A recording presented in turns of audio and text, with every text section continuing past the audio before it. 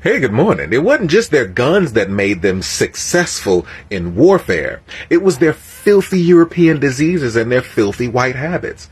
You see, when Cook first got to the island of Hawaii in 1779, there were roughly 800,000 people on the island.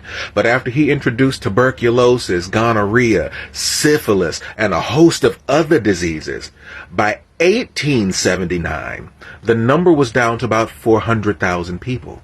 And by the 1900s, that number dropped to about 37,000 people. Then the United States got involved, colonized Hawaii, stole it from the indigenous people at gunpoint, and made it a state. Now let's back up real quick to the 1800s, when white people brought typhoid, yellow fever, measles, mumps, rubella, whooping cough. They brought all these filthy European diseases to the island, and that's what helped to depopulate the Hawaiian Islands. The same thing happened to the indigenous peoples of Australia. When Cook first encountered them, he said, "Boy, they're the happiest people I've ever met," and then gave them tuberculosis, gonorrhea, and syphilis.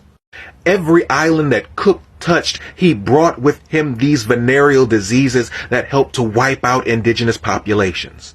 These filthy Europeans did the same thing to the indigenous peoples of North, Central, South America, and the Caribbean when they gave them blankets filled with smallpox.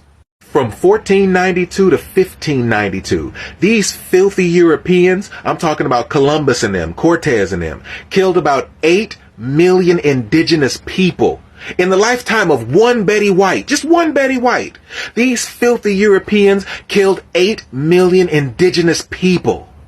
It's not just their guns that made them successful.